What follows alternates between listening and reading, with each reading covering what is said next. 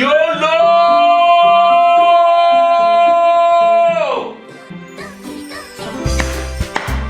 Book review. Good evening, ladies and gentlemen. It is me once again, Harkness, coming back at you with a book review. And unlike my usual book review, I'm only going to be reviewing one book. Oh, that's because today is a Valentine's Day special. This book is really good if you want to express your love to your loved ones, express also about loving yourself, you know?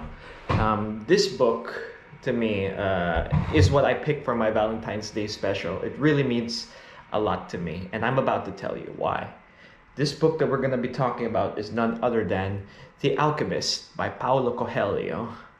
Now, before we get started about this book, the plot and everything, allow me to tell you something about Paulo Coelho. Paulo Coelho's story is unlike most stories. Because in order to understand this story, we gotta understand the man behind this, Paulo.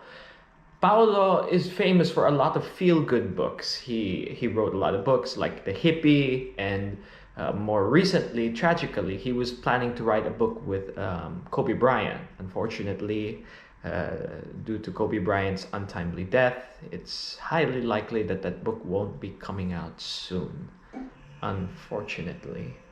So anyways, it's going to be none other than The Alchemist by Paulo Coelho. Now, what is The Alchemist all about? Well, you could say, oh, a fable about following your dreams. Our main character of our story is Santiago, and Santiago starts out all the way in rural Spain, I believe. Yeah, rural Spain, if my memory serves me correct. So, yeah. So it starts out in rural Spain, and Santiago is a shepherd. He's been tending his sheep all of his life, and then one day he meets up with this. He has this weird occurring dream, a dream about pyramids in Egypt. He couldn't explain why, but then he went to a local witch, I believe, and then she said, "No, no, boy. If you do, there is no treasure there. If you do find treasure, just give me some," like that. And then he was like, that witch is probably bluffing. But then he would meet this old man who would roam the streets, and then he explained to this old man everything about his dream. But then the old man was actually a king, a former king. And then he said, "You know what, son? I see a lot in you. Leave this dusty old town. Go chase your dreams." And then he gives him this rare gem so that he knows that he's on track. Then he soon starts to follow the way of the alchemist. He soon starts hearing myths about the alchemist, and then he soon starts to... His journey takes him all the way from Spain to... no, not Egypt yet. To Libya, I believe. Syria, Libya, until... Eventually, it leads him to Egypt. We meet a lot of interesting characters who have somewhat of a parallel to your life. People who you might have met in your life. There is this baker girl, the bakery girl, I believe. Keep in mind, this is all impromptu. I'm just doing this on memory. I've read this book a long time ago, so apologies if I get anything wrong. Okay, so there's this girl, the daughter of the baker. Yeah, she represents... what does she represent again? She represents like the people in your life who, not really basic people, but I digress. Second, there's the second character, who is none other than the British explorer who tags along with Santiago. That man is hunting down everything about the alchemist, but he's so narrow-minded in his focus that he can't see the beauty all around him, and he can't seem to find that his dreams was already right in front of him. Another important character is Fatima. Fatima, a lady who Santiago finds in the oasis. She's a Muslim woman. And then there is also, spoiler alert, there is also the Alchemist, a man who rides on a white horse, and then he is the one who somewhat points Santiago on the right direction, but he told to Santiago that the true path of discovering your own path into life is finding it out yourself. It is you who's going to chase that dream. Then finally, the last character whom I can remember is the salesman, the glass salesman in Syria or Libya. I think Libya, yes. The glass salesman on Libya, when he soon starts selling mint tea because of the idea of Santiago. But anyways, those are basically the important characters, and it's basically a travel story that will take you all the way from Spain to Egypt. Now you might be asking, why would I read a book about someone traveling all the way to Spain to Egypt?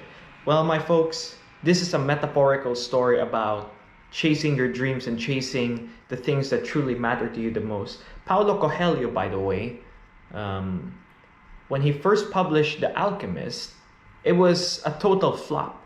It was such a flop that his publishers were like, oh shit, we gotta pull out now. It was such a flop that in a span of a few months, only 2 books were purchased, and they were purchased by the same guy who purchased his book. It might have seemed, but he was like, no, I'm gonna stick by my dream to become a writer. I'm gonna stick through my love in writing. And you know what happened? The book absolutely exploded into popularity. Actually, that's the reason why we're talking about this book. It exploded into popularity. Many people started calling it their favorite book. Will Smith called this one of his favorite books. Many famous people, presidents, even me. I believe PewDiePie did a review on this thing too. I'm not quite sure. Apologies if I get that wrong. Did a segment about this book. That's truly how captivating it is. And one quote I will never forget on The Alchemist that I always stand by in my heart is that there's this one time where a child, there's basically, I forgot who said this. I think it was The Alchemist. He was explaining it to Santiago. I'm not sure. But basically, he said that if you hold, all right, the father took his son to a beautiful looking temple, and then he said, all right, son, I want you to do me a favor, grab a spoon, and then I'll pour a bit of oil, and then I want you to roam around the palace in 2 minutes. Don't spill the oil. And what happened? The kid came back. The oil was still in the spoon. And then the father said, well, you did a good job. However, there is a problem. You failed to see the beauty of the world around you. You were so single-minded in your goal that you failed to notice the beauty of the things around you. So why don't you go for a second round and look around, appreciate the beauty. And then as the child walked around the temple, he was captivated by the beauty of the area, the performers, the people. But when he came back, all of the oil has been spilled in the spoon. And when he came back to his father said, son, you were so captivated by the world around you that you lost sight of your goal. So you gotta balance it both. I always stand by that quote, and whenever at my worst times in my life, I always think of that quote. And now for my personal opinion on this book. Why do I value this book a lot? It's in my top 5s. It's up there with Picture of Dorian Gray, 1984, and Animal Farm. It's in my number 4. Why is this in my number 4? The reason being is that I first learned of this book because of my biology teacher. His name is Sir Dator. If you check below if you check on my channel, you will see us celebrating his birthday. And he was such a nice man. And unfortunately, he got very sick. And then on his time in the hospital, he said that, hey, I was so happy because I read this book. This book is what made me happy. So that was implanted in my mind. I was like, okay, The Alchemist, I'll give it a read. And then the second person who I talked about it was my English teacher, Sir Rex. So, was that his name? Oh, Shiza. I think I forgot. Sir Reg or Rex? Reg. Sir Reg. So Sir Reg talked about this book, and then he talked about this book, and then he said, "This book is really, really, really good." And he told me how it was all about following your dreams, etc., etc. Then I talked to my girlfriend about it, who then said, "Daniel, this book is a masterpiece. Go get it. Go." So I went to Fully Booked, and then I bought the book. And then whenever I would wait for her in the staircase, because her room is close to the staircase, I would always be reading this book. And then she's like, oh, how far are you from the book? I would always see her excitement, and that always encouraged me to keep going and finishing the book. Sir Reg found me sitting in the staircase with this book, and then he was like, "Holy shit, you're reading The Alchemist. It's really good. Go finish it, man." So I was further encouraged to finish it. And from beginning to end, I just had the biggest smile on my face. It was truly a book that made me feel good, made me feel amazing. It made me a book. It was the book, sorry. It was the book that where I shouldn't doubt myself. Like I was the one who knows what's best for myself, in my dreams per se. But nonetheless, I was really touched and inspired to keep on going because of this book. Yeah, my girlfriend absolutely loved it, and then she asked me to do a book review on this one. So here I am talking about this book. Now, if you did enjoy The Alchemist, I highly recommend you give the movie The Three Idiots a try, because whenever I was reading The Alchemist, I couldn't help but draw the three idiots together. Fun fact, The Three Idiots is actually my favorite movie of all time. One of the main actors was Amir Khan, really talented guy from India. When I watched the movie, I couldn't help but draw parallels between The Alchemist, because it was just like The Alchemist. It was a coming-of-age story. It was a journey. From The Alchemist, it started from Spain all the way to Morocco, Libya, Syria, and then Egypt, and then back at Spain. Where in Three Idiots, it starts out in the capital. I forgot the Indian capital. Delhi, New Delhi, I believe. Apologies if I get that wrong. It starts out in New Delhi and all the way to their old college, and then finally ending in Ladakh, India. And I just couldn't help but draw the parallels. So yeah, that's basically it. And if I were to give this book a score out of 5, I'd give it a solid 4 out of 5. A solid recommendation from me. I highly recommend you read the book.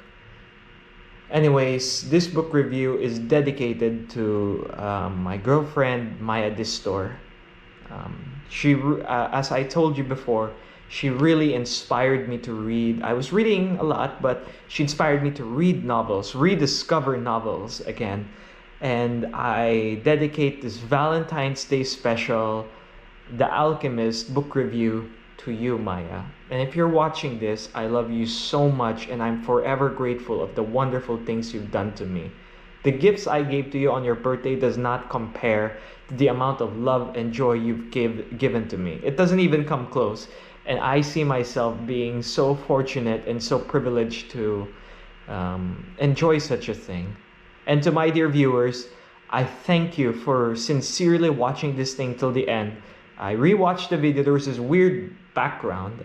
I made the mistake of adding the GoPro on my laptop, but my review was so good, I was like, screw it, I'm not gonna edit anymore. So thank you for sticking by. I hope this inspired you to read The Alchemist and to give Three Idiots a watch. Those are two things you should experience in your life, at least once in your life. So yeah, this has been Harkness signing off for another book review. And just as I've said time and time again, remember, life is always good. Make the best out of it. Until next time.